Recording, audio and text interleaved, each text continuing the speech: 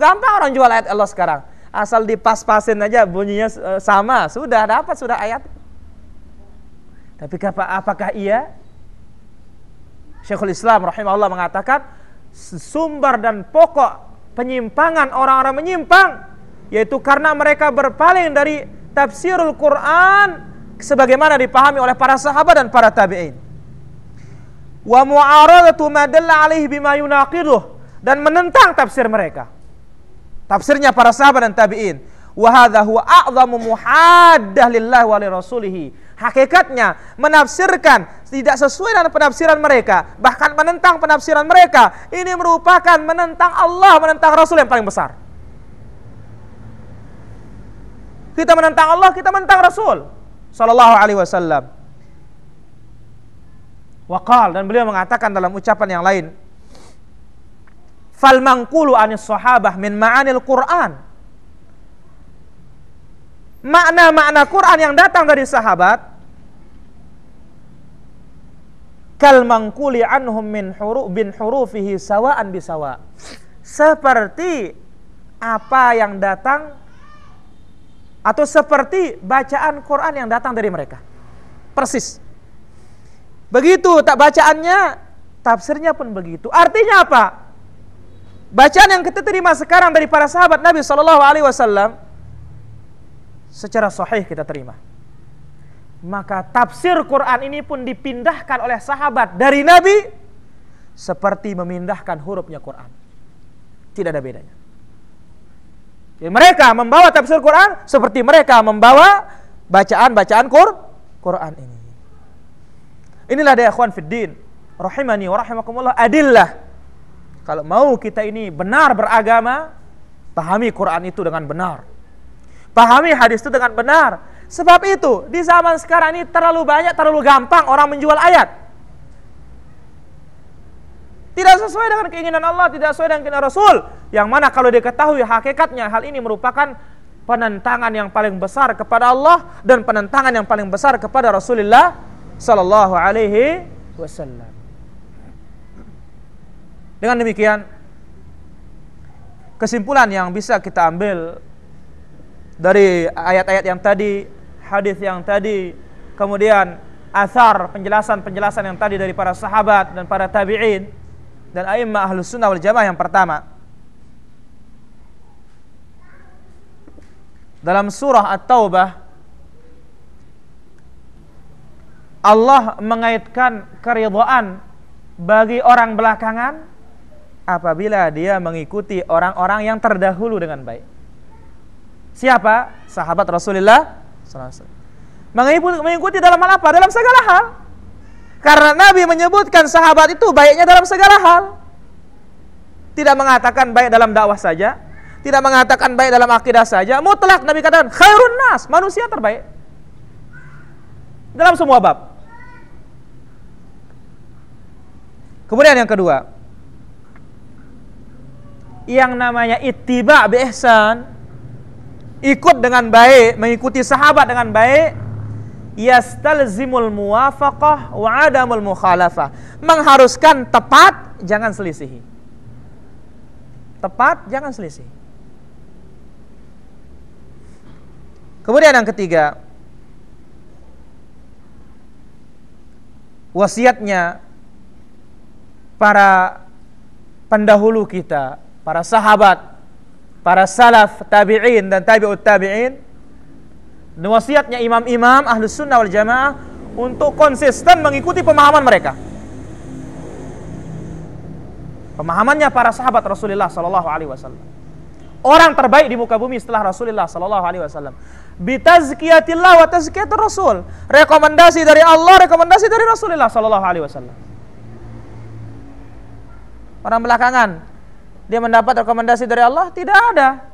Syaratnya mendapat rekomendasi kebaikan dari Allah, mengikuti yang pertama dengan baik.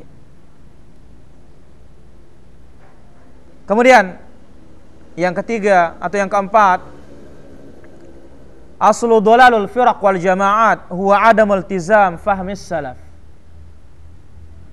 Pokok dan dasar dan sebab penyimpangan kelompok-kelompok karena mereka tidak konsisten dalam memahami Al-Quran was sunnah dengan pemahamannya sahabat Rasulullah SAW pada tabi'in dan tabi'ut tabi'in.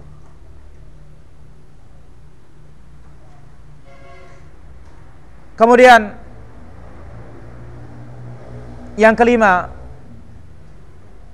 wujubul ihtimam bi athar as-salaf wal hirsi 'alaiha. Kewajiban setiap kaum muslimin memberikan perhatian terhadap langkah-langkah para sahabat dan para salaf.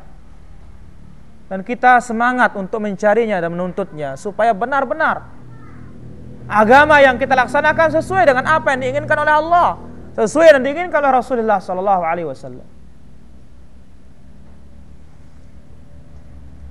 Itulah sebabnya dikatakan ahlus sunnah wal jamaah. Ahlus sunnah, sunnahnya Rasul. Al jamaah, jamaahnya Rasul.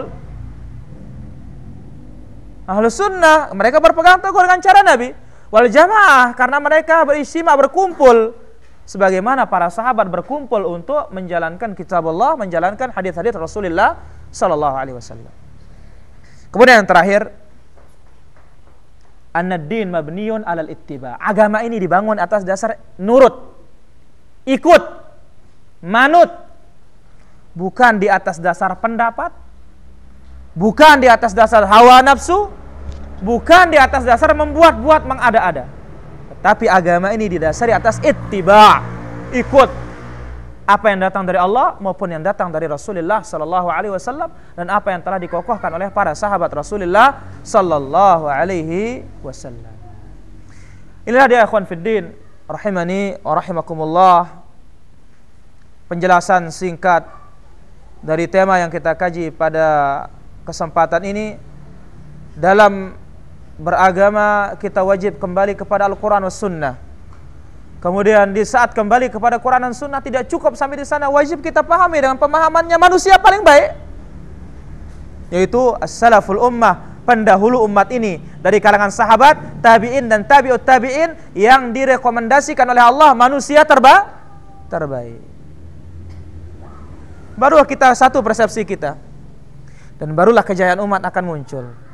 Karena apa? Allah mengatakan wala tanazau, jangan berselisih, fatabshalu, kalian akan gagal, wa tadhhabari hukum, akan hilang kekuatan kalian. Kalau kita berselisih dalam hal yang masih ada jalan berselisih, iyalah, dan hal tersebut tidak akan menjadikan kita berpecah belah. Tapi berselisih dari dasar pemahaman itu merupakan pokok dalam beragama. Kalau sudah berselisih pemahaman kita, bagaimana akan ketemu? Dalam masalah akidah berselisih, dalam masalah cara beragama berselisih, tidak akan ketemu, pecah. Tapi kalau berselisih, ya, yang satunya setelah bangun dari ruku ada yang bersedekap, ada yang biasa, ini masih ada jalan. Karena apa? Hal ini hal yang luas sekali. Maka oleh karena itu dikatakan dhabitul khilaful mazmum wal khilaful mahmud, kaidah mana perselisihan yang boleh dengan perselisihan yang tidak boleh. Perselisihan yang boleh itu, yang tidak tercela itu kalau memang ada perselisihan dari zaman sahabat. Mana perselisihan yang tidak boleh itu perselisihan yang memang tidak ada dari zaman sahabat Nabi sallallahu alaihi wasallam. Baik, inilah dia mungkin yang bisa kami sampaikan pada kesempatan ini. Mudah-mudahan apa yang saya sampaikan bermanfaat bagi diri saya dan ikhwah semua. Apa yang kurang jelas bisa ditanyakan, wallahu taala alam. Wa sallallahu ala nabiyina Muhammad walhamdulillahi rabbil alamin. Nah.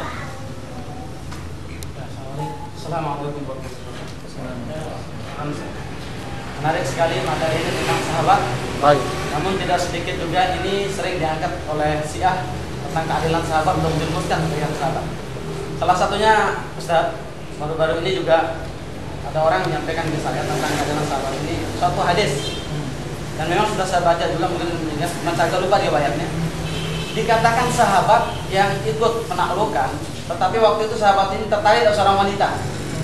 Kemudian meninggalkan sahabat yang lain, dia ikut wanita dan ikut bersama wanita tadi. Sehingga ketika ditanya oleh sahabat itu, dia hanya mengatakan sahabat satu ini, yang saya ingat sekarang Al-Quran hanya satu ayat saja tentang nikmatnya dunia. Allah alam, saya lupa juga ayatnya.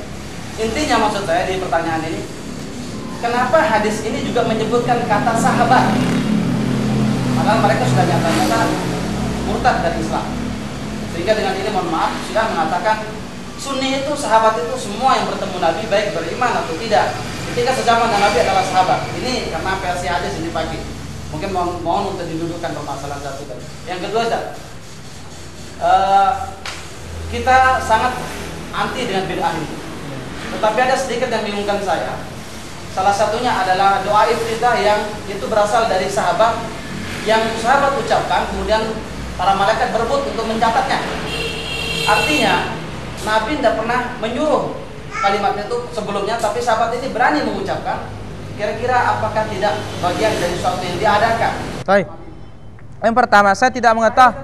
Baik. Tentang sejarah fikih kita mengenal ada dulunya Imam Ja'far. Baik. Kemudian sekarang ini ada Madhab al-Ja'fariyah. sampai kapan kan bolehnya kita menggunakan fikih Imam Ja'far ini? Baik. Yang pertama, saya tidak mengetahui riwayat tersebut. Yang jelas, keadilan sahabat Al-Quran yang menegaskan demikian. Kemudian keadilan sahabat Nabi SAW menegaskan demikian. Dan tentunya perlu kita mengetahui masalah tafsir wa mas'alatul manhaj, kita bukan melihat personnya sahabat, bukan melihat perorangannya sahabat, tapi melihat ijma'nya para sahabat. Betul para ikhwan, kalau pribadinya sahabat tidak maksum, tetapi kesalahannya dimaafkan oleh Allah Subhanahu wa taala, itu perlu diketahui. Masalah penafsiran, masalah cara beragama, kesepakatan mereka maksum karena Nabi bersabda sebagaimana diriwayatkan oleh Imam Ibnu Abi Asim dalam kitabnya Sunnah, dan hadis ini hasan atau sahih. Nabi katakan, la tajtami'u ummati ala dhalalah. Umatku ini tidak akan berkumpul di atas kesesatan. Jadi yang kita maksud dan kita lihat di sini adalah tafsir sahabah wa ma ajma'u alaihi, apa disepakati oleh mereka. Tapi kalau kita memandang person sahabat, manusia mereka biasa. Mereka bisa salah, bisa benar, tetapi kesalahan mereka sudah dimaafkan oleh Allah Subhanahu wa taala. Adapun yang murtad seperti yang terjadi di perang oleh Abu Bakar dan meninggal, maka mereka bukan sahabat.